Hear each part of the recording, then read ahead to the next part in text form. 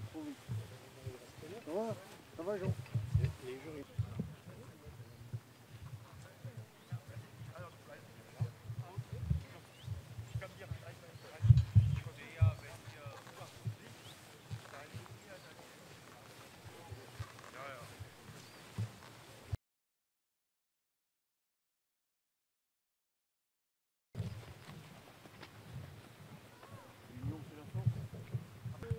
Non.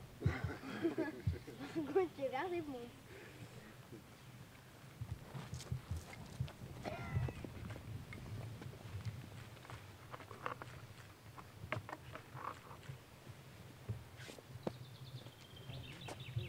Au mort.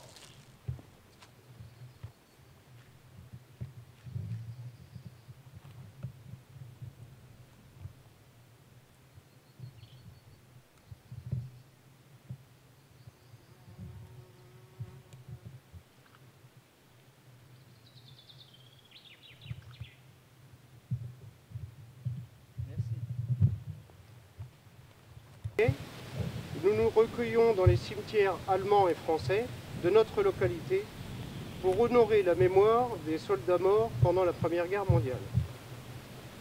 2018 est une année particulière, un siècle après la signature de l'armistice. Mais il y a 100 ans, en juillet, la guerre n'est pas finie. Après plusieurs victoires importantes, les Allemands sont stoppés par une contre-offensive française dirigée par le général Mangin. Les Allemands lancent l'offensive pour la paix, censée finir 4 ans de lutte acharnée de part et d'autre de la ligne de front. Grâce à un changement de stratégie, les Français battent les Allemands le 15 juillet, dans la bataille défensive de Champagne. Un repli tactique, laissant les Allemands avancer dans nos lignes pour mieux freiner leurs assauts avec l'artillerie, permet d'économiser des vies humaines. Cette variable d'ajustement, trop souvent négligée par les différents états-majors, avait fini partie par les troupes françaises, va sauver Paris et la France, et va ramener 3300 mitrailleuses, 500 canons et 35 000 prisonniers allemands.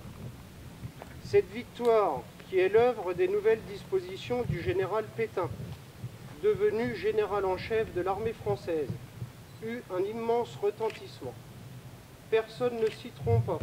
Cette fois-ci, c'était la fin. Les victoires s'enchaînent. En Argonne, nos villages seront libérés courant septembre. De plus en plus.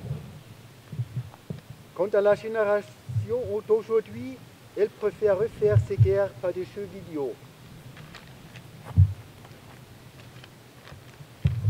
Ce sont les cérémonies comme aujourd'hui qui assurent que la mémoire de nos ancêtres reste vivante. Il est utile de se rappeler que nous commémorons ce jour le sacrifice d'hommes, allemands et français. L'amitié franco-allemande ne doit pas être qu'une notion diplomatique. Elle est un pot bâti pour tous les hommes, des villes et des villages. Merci.